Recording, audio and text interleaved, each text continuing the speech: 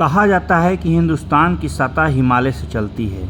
इस हिमालय को देखिए और इसी हिमालय के ऊपर बद्री विशाल नाम से मंदिर मशहूर है हिंदुस्तान के अंदर। इसी बद्री विशाल से करीब आधे किलोमीटर ऊपर जब हिमालय की चोटियों की तरफ चढ़ेंगे तो यहीं पे मुलाकात हमारी बाबा बर्फानी यानी अमृतानंद जी से हुई और उनसे कुछ मुलाकात जो हुई वो हम आपसे शेयर कर रहे हैं। जय श्रीमन नारायण। आज उत्तराखंड के बद्रीनाथ में हम आए हैं और आपको यहाँ का जो विहंगम दृश्य है वो हम आपको दिखाएंगे। इसके साथ ही बद्री नारायण मंदिर से जब हम लोग ऊपर आए हिमालय पर्वत के हैं, ये पूरा हिमालय, ये नर पर्वत है और इधर हमारे पीछे ये है नारायण पर्वत। पीछे देख सकते हैं पूरा एकदम बर्फ, तरफ नर पर्वत, इधर नारायण पर्वत है। तो हम लोगों ने एक महाराज जी से मिले जो 12 बरस तक यहाँ तपस्या किए। हम लोग इन्हीं के ज़बान से सुनेंगे और आपको दर्शन कराएंगे ऐसे अद्भुत महात्मा से, बर्फानी बाबा अमृतानंद जी महाराज, जो एक IITian है, IITian बाबा हैं और जो IIT करके और घर द्वार छोड़कर यहाँ हिमालय में आए।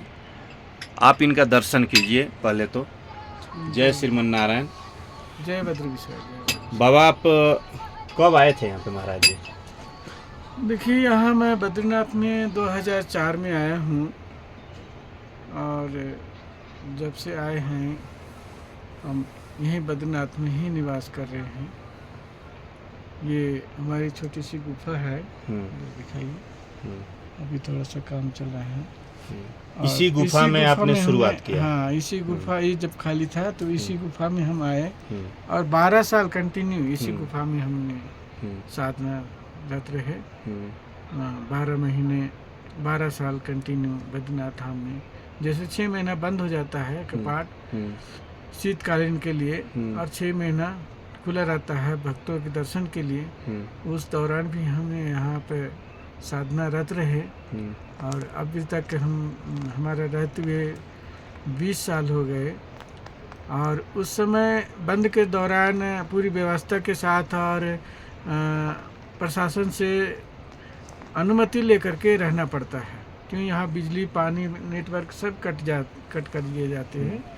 तो उसके लिए सब अपनी व्यवस्था, खाने पीने की 6 महीने का व्यवस्था, पानी भर के रखना पड़ता है, खाने पीने के रखना पड़ता है। तो उस पानी में तो बर्फ जम जाता होगा तो फिर? नहीं, जब कमरे में टंकी में भर के रख देते हैं तो नहीं जमता है, हवा नहीं लगनी चाहिए।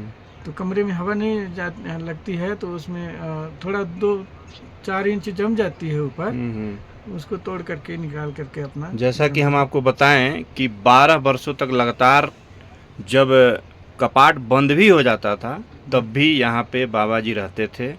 और उस समय मैं इनका कुछ फ़ोटो साइड में अपलोड करूँगा। जब आप देखेंगे कि छाती के ऊपर तक बर्फ़ जमा रहता था, उसी बर्फ़ के अंदर रहकर और 12 बरस तक तपस्या किए। तपस्या के दौरान जब ये इधर पीछे में नर पर्वत है, इधर नारायण पर्वत है, मैं दिखाऊंगा आपको। और अभी भी यहाँ पे बर्फ़ जमा हुआ है, कुछ हवाएं लग रही है। बाबा जी, आपकी जिस तरीके से हमने पढ़ा आपके बारे में, शैक्षणिक योग्यता आपकी तो नहीं पूछना चाहिए हमारे जैसे लोगों से, लेकिन हम जानना चाहेंगे, कुछ ऐसे दर्शक हैं जो आपके बारे में जानना चाह रहे हैं। ऐसे तो आप डिस्कवरी चैनल पे हैं, बहुत सारे चैनलों पे आपको दिखाया गया है, लेकिन आप थोड़ा अपने शैक्षणिक योग्यता के बारे में, कैसे वहाँ से घर से आए, क्या किए, थोड़ा बताएंगे। तो 10 तक मेरा जन्मभूमि पे पढ़ाई हुआ। इसके बाद पढ़ाई होने के बाद मैं वेस्ट बंगाल में चला गया। हमारे 3 नंबर का भैया हैं, वहाँ वो मैकेनिकल इंजीनियर भी रहे, तो वहीं हम जा कर के मैकेनिकल इंजीनियर का वर्क किया। और अब तो नहीं है, भूतपूर्व रह चुके हैं। तो वहाँ से फिर पिताजी एक्सपायर किए। पिताजी एक्सपायर करने के बाद मदर जब 7वां 8वां क्लास में पढ़ाई कर रहे थे, उसी समय गुजर गई थी, स्वर्गवास हो गई थी। और जब वहाँ से पढ़ाई होने के बाद वेस्ट बंगाल में भेज दिया गया, वहाँ पिताजी वहाँ थे, अब बुजुर्ग हो गए थे।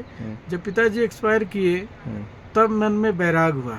अच्छा। कि जब हमारे माता पिता नहीं रहे तो शरीर हमको भी एक दिन छोड़ना पड़ेगा। तो इसलिए हम ऐसा क्यों ना करें कि भगवान का दर्शन करने के लिए चलें हिमालय की तरफ। तो उसी समय हम 2004 में यहाँ 3 में हमारा संस्कार हुआ, 4 में उज्जैन महाकाल में जो विधि विधान से संस्कार होता है एक सन्यासी का, वहाँ से होने के बाद नैनीताल गए आश्रम में। हमारे महाजोगी पायलट बाबा गुरु हुए, मैं उन्हीं का कृपा पात्र हूँ। आज भी हैं हमारे गुरुदेव। तो वहाँ से मैं नैनीताल से फिर अपने गुरु भाइयों के साथ जब यहाँ आया, जब गुरु भाई लोग यहाँ बद्रीनाथ आ रहे थे, तो हमें भी बोले कि आपको चलना है तो चलिए। तो हम ये सुनते थे कि यहाँ ऐसे आर्मी ITBP रहते हैं, इतनी बर्फ़ गिरती है, और कैसा होगा हिमालय, कैसा होगा बद्रीनाथ धाम, ऐसा मैंने लोगों से सुनता था कि वहाँ कोई नहीं रहता है, 6 महीना बंद रहता है और 6 महीना भक्तों के लिए दर्शन के लिए खोल दिया जाता है। तो जब यहाँ आए 2004 में, तो भगवान ने अपने चरणों में ही स्थान दे दिया। अब यहाँ से जाने का इच्छा ही नहीं होती है। अब 6 महीना बंद होता है, रहता है, तो यहाँ प्रशासन सभी को उतार दिए जाते हैं, क्योंकि बर्फ़ भी इतनी गिर जाती है, 10 फुट 15 फुट 20 फुट पर हम 50 फुट तक के बर्फ़ देखे हैं। माइनस 20 डिग्री 25 डिग्री हो जाती है, और तूफानें चलती है, बर्फ़ चारों तरफ हो जाती है। तो यहाँ रहना कठिन होता है। तो यहाँ कुछ संत रहते हैं, तो मैं लगातार 20 वर्ष 12 साल रहा, 2004 से 16 तक के हमारा पूरा हुआ। तो उस दौरान बर्फ़ में जो साधना होती है, बहुत ही अजीब घटनाएं घटती है, अनुभूतियाँ होती रहती है, तरह तरह की यहाँ दृश्य और बनते रहते हैं। जैसे लगता है हम स्वर्ग में ही हैं, वैकुंठ धाम में ही हैं। सिर्फ क्षीर सागर में जैसे भगवान विष्णु जी शयन करते हैं, उस तरह से मतलब चारों तरफ सफेदी बर्फ का होता है। तो और आनंद इतना आता है साधना में, भजन में, तपस्या में, इतना मन लगता है कि हम बता नहीं सकते हैं आपको। बहुत ही कठिन भी होता है। अच्छा, हम एक चीज़ और पूछना चाहेंगे, जैसे कि ये चीज़ तो पूछने वाली चीज़ नहीं है, तो अनुभूति की चीज़ें होती हैं। जैसे कि आप यहाँ पे बताए कि बहुत यहाँ पे अनुभूतियाँ हुई जब हम साधना के दौरान रहे, बहुत विहंगम दृश्य भी दिखा। कभी नारायण जी ने आपको ऐसा लगा कि दर्शन दिए? ऐसे बोलने की ये चीज़ें नहीं है, दर्शन दिए हैं या नहीं, वो तो अनुभव मतलब की कुछ चीज़ें अनुभव और सूक्ष्म जगत से दर्शन होते हैं। तो जी का, आप जो सनातन धर्म पे उंगली उठाते हैं, जो कहते हैं कि दर्शन नहीं होते हैं, या जो इसमें डूबेगा वही इसका अनुभव प्राप्त करेगा, ये आप लोगों से मैं इसलिए कहना चाह रहा हूँ कि यहाँ पूरा हिमालय है, और हिमालय के कंदराओं में बहुत सारे महात्मा, बहुत सारे साधु संत ऐसे बैठे हुए हैं जो दिखेंगे नहीं, उनके कपड़े तक दिख जाएंगे लेकिन वो नहीं दिखेंगे, और उनको ऐसी अनुभूतियाँ हुई हैं। पीछे यहाँ शंकराचार्य जी का स्थान भी रहा है, शंकराचार्य जी की ये तपस्वी स्थल रहा है, और इसी स्थल पे बहुत सारे साधु महात्मा संत बैठे हैं, रहते हैं। एक चीज़ और मैं पूछना चाहूँगा महाराज जी कि जैसे ये आपकी इतनी बड़ी बड़ी जटाएं, तो ये मतलब देखिए एक तो नेचुरल है ये, है ना, 2004 से हमारी ये जटाएं हैं, और इसे यहाँ हिमालय की जड़ी बूटी भी है, ऐसे दिव्य औषधियाँ हैं, जड़ी बूटियाँ हैं, जो इस्तेमाल करने से शरीर की बॉडी टेम्परेचर जो हाई हो जाता है, बढ़ता है टेम्परेचर, तभी हम इतनी बर्फ़ों में रहते हैं। ऋषि मुनि जो होते थे पहले, आज भी हैं, कंदराओं में, गुफाओं में हजारों हजार वर्ष समाधिस्थ है। ये ऋषि मुनियों की भूमि है, साधु संत महात्माओं की तपोस्थल ये है। तो और यहाँ एक से एक जड़ी बूटियाँ हैं, जो आप थोड़े से भी आप उसको यूज कर लेंगे तो आपका राम नाम सत्य हो जाएगा। बीज से लेकर के अमृत तक है, यहीं से पूरे सप्लाई होती है जड़ी बूटियों की। तो जहाँ जिस स्थान पे रहते हैं उसका ज्ञान हो जाता है, किसी के माध्यम से परिचय पहचान हो जाती है, तो उसको इस्तेमाल करने। अच्छा महाराज जी, यहाँ कुछ अगल बगल ऐसी चीज़ें जो देखने जोग हो, जो ऐसे अनुभव करने योग्य हो।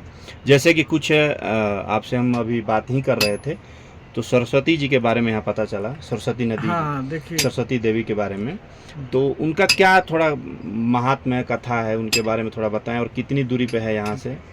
देखिए यहाँ से बद्रीनाथ से माना 3 किलोमीटर मनी, जिसको मणिभद्रपुर के नाम से जाना जाता है। अब तो माना टूटी फूटी शब्दों में जाना जाता है। वहीं महाभारत की रचना भी हुई है, भागवत की रचना हुई है वेद व्यास जी के द्वारा। वेद व्यास जी के द्वारा बोला जाता था। वेद व्यास जी बोलते थे और गणेश जी लिखते थे।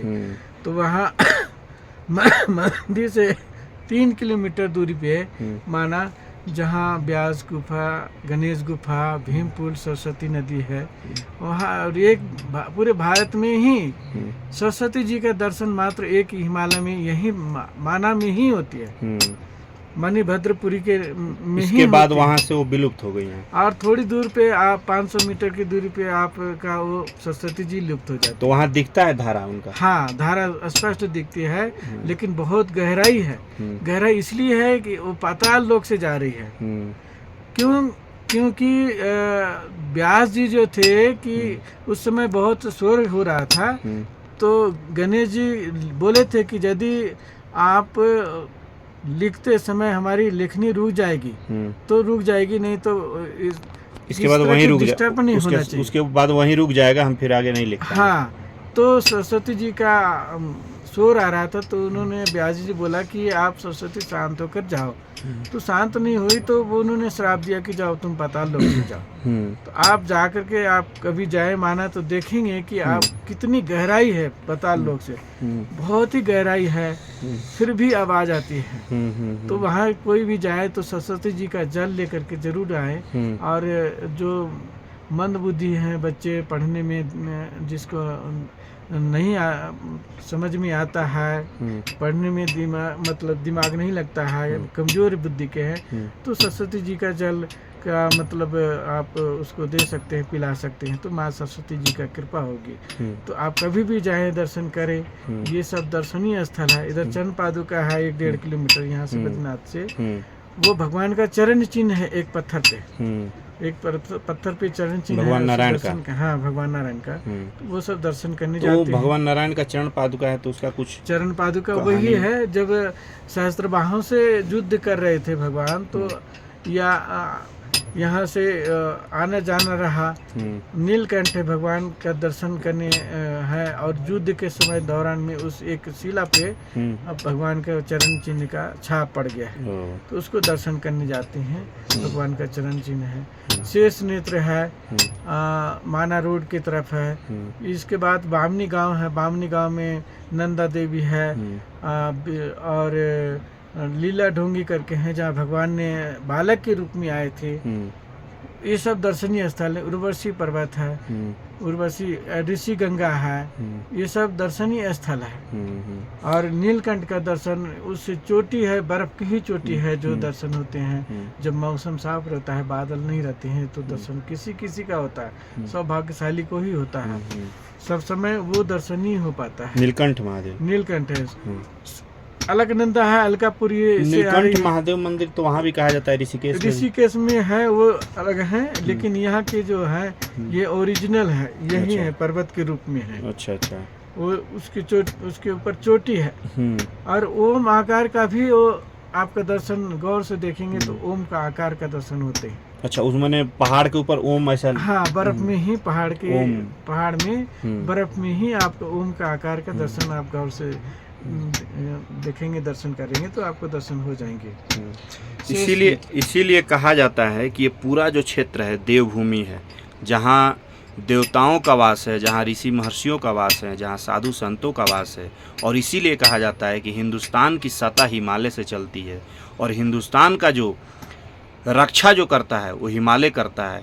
तो कहने का मतलब ये है कि हिमालय के अंदर जो साधु संत बैठे हुए हैं, जिनका आशीर्वाद पूरा हिंदुस्तान पे है, जहाँ यहाँ पे देवी देवता, जहाँ ऋषि महर्षि हैं, इन सबका आशीर्वाद हमारे हिंदुस्तान पे पड़ता है। और इसी के वजह से कहते हैं कि हमारा हिंदुस्तान का रक्षा हिमालय करता है। शायद ऐसा ही है महाराज जी। जी जी जी, बिल्कुल। ऋषि मुनियों की तपोबल से ही पृथ्वी टिकी हुई है। गंगा, गौ, ब्राह्मण, और ऋषि संत महापुरुषों से ही तप के प्रभाव से, ऋषि मुनियों की तप के प्रभाव से ये पृथ्वी आज तक टिकी हुई है।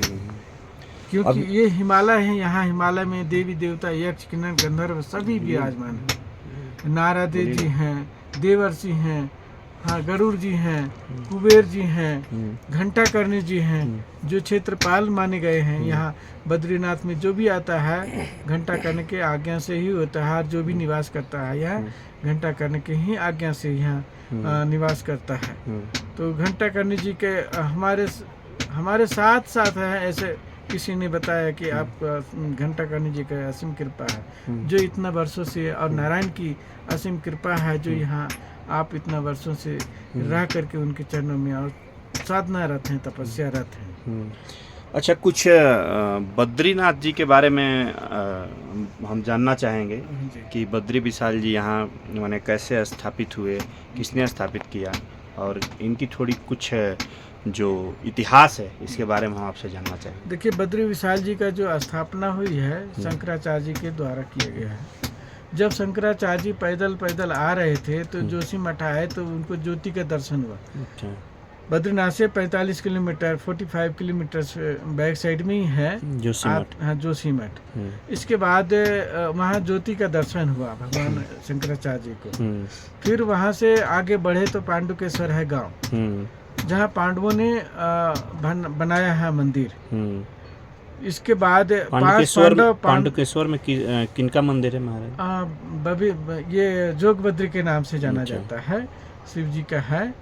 और जब 6 महीना बंद हो जाता है तो 6 महीना बंद के दौरान उद्धव जी जाते हैं, सखा जी, और वहीं वहाँ पूजा होती है शीतकाल में। क्योंकि भगवान की जो मूर्ति है अचल है, स्वयंभू है, वो कहीं आते जाते नहीं ले जा सकते हैं। तो उनके बदले में उद्धव जी जाते हैं सखा, और वहीं 6 महीना पूजा होती है। गद्दी जो होता है शंकराचार्य जी का जोशी मठ जाती है, और इसके बाद भगवान के 6 महीना यहाँ कपाट बंद रहता है और पूजा वहीं होती है 6 महीना। तो 5 पांडव और यहीं से गुजरे थे, शतपंथ गए थे और शरीर एक एक करके छोड़ते गए थे। धर्मराज युधिष्ठिर जो थे स्वर्गारोहिणी है, वहाँ से सशरीर गए थे, उनको विमान आया था और सशरीर गए थे। और जब शंकराचार्य जब यहाँ आए तो जैनियों ने यहाँ अपना पूजा पाठ का प्रचलन कर रखा था, प्रचार प्रसार कर रखे थे। जब आए तो भगवान को देखा कि मूर्ति, और हमारे जो भगवान विष्णु जी का मूर्ति है वो नारद कुंड है। यहाँ 5 शिलाएं हैं, गरुड़ शिला, नारद शिला, मार्कंडे शिला, 12 शिला, ये सब जो 5 शिलाएं हैं यही पास में है। तप्त कुंड के नाम से जाना जाता है, गर्म पानी आता है भगवान के चरणों से। ये जो हम जिस पर्वत पे बैठे हैं ये गंधमादन ऋषि पर्वत है।